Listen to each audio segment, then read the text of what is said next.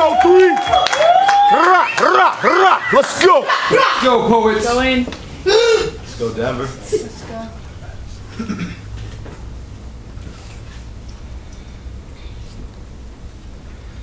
I remember waking up and her already being gone. She would catch the ruta before the sun and arrive home after dawn. Being awake that early in Juarez can be dangerous for a woman. She always lied and said she was a fashion designer. But in reality, she spent long hours staring holes in the designer jeans that her children would never get to wear. The maquiladora swallowed her.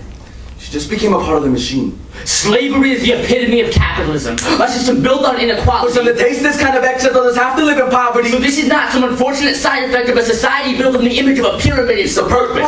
Every step you take was made comfortable at someone else's expense. Come on. You point your fingers at CEOs and foremen, but the shirt on your back puts a weight on your shoulders. Come on. How would you allow the earth to become so lopsided? The world's axis is tilting, but we're still standing still.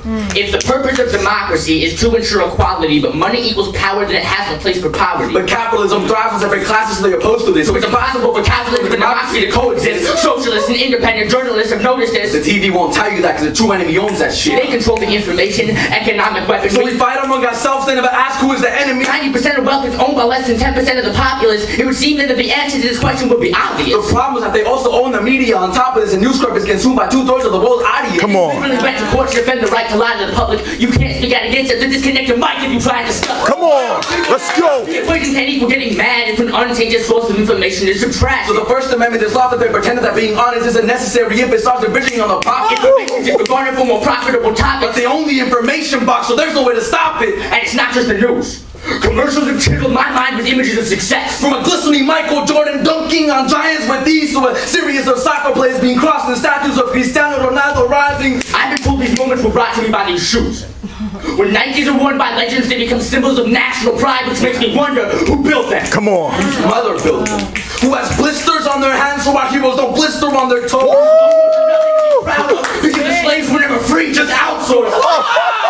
They say a knight is nothing without a blacksmith. So why do athletes hoard the glory of commercial montages if they were still burdened by honesty? Surely this sweat wouldn't be the color of Gatorade. The stars would be too tired to run, Fingers too blistered to dump. but if a knight is nothing without a blacksmith, then these slaves are responsible for these victories too. They were never blessed with body armor. So Nike swoosh's wept exposed back, Scoring them with Adidas stripes and told them to do it. He reached the Converse stars with good grasping of Air Jordan laces. Come on. Slavery. They sew tongues into our shoes, rendering them voiceless, having trouble swallowing their malnutrition. Have you ever wondered whose souls you're walking on? They are the souls that's on your soles, the little feet that fill big shoes, the weary backs that hold the globe, the little hands that stitch this world. And we ask, why do these companies do what they do? And why do they do it? Well, they do it for you. And yeah, they've been feeding us propaganda since our conception, but we paid for it. We ask them to lie to us. The truth is, we don't want the burden of dishonesty. So when establishing your personality with logos, When wearing your poverty like a badge, never mistake yourself for the oppressed, because we are the monsters. we are the gears that keep this world spinning tilted. We too have been swallowed by machines. Let's go. Let's go. Let's go, Denver. Let's go, 303. Let's go, 303.